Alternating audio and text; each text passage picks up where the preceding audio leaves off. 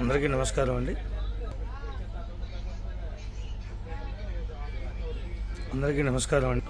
నా పేరు అరవపుల్లి బుచ్చిరామయ్య శర్మ.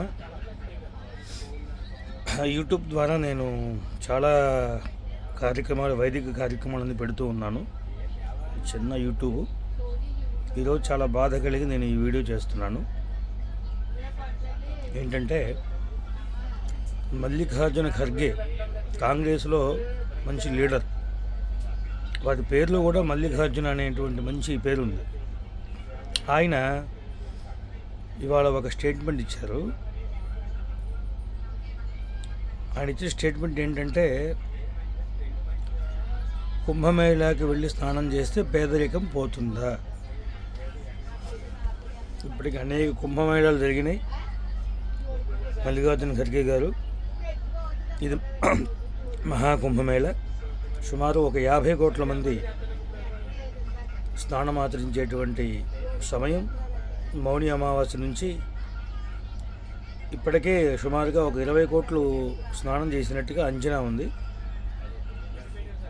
మరి మీరు గమనిస్తున్నారో లేదో, జెరూసలేం వెళ్ళటానికి, మక్కాకి వెళ్ళటానికి అనేక రాయితీలు ఇచ్చి పంపించేటువంటి మీరు కుంభమేళాలో మోడీ ప్రభుత్వం, యోగి ఆదిత్యనాథ్ గారు ఏర్పాట్లు చేసినటువంటి ఏర్పాట్లు చూస్తే కనుక మీరు దానికి అసూయ వచ్చి మీరు ఇలా మాట్లాడి ఉండొచ్చు, తట్టుకోలేక. యోగి గారు సుమారుగా ఒక 10,000 కోట్లు కేటాయించి అసలు చాలా అద్భుతమైన ఏర్పాట్లు చేశాడండి.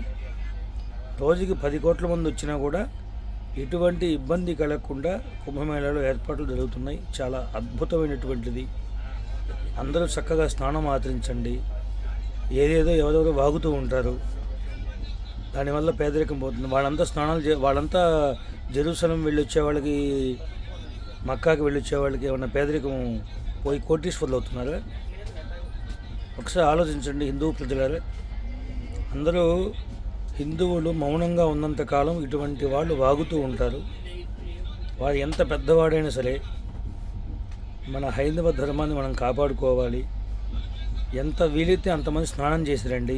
చాలా అద్భుతమైన ఏర్పాట్లు జరుగుతున్నాయి. వేరే ఎక్కడికి వెళ్ళొద్దు మీరు దయచేసి. డైరెక్ట్గా ప్రయాగ్రాజ్ వెళ్ళండి, ట్రైన్లో వెళ్ళండి. చక్కగా కిందకి వెళ్ళి ఏ ఆటోలోనూ వెళ్ళిపోయి దగ్గర దాకా వెళ్ళి నడుచుకుంటూ వెళ్ళి స్నానం చేసి పవిత్రమైనటువంటి ఆ జలాన్ని తీసుకొచ్చి ఇంట్లో వాళ్ళతో కూడా స్నానం ఆచరింపజేయండి.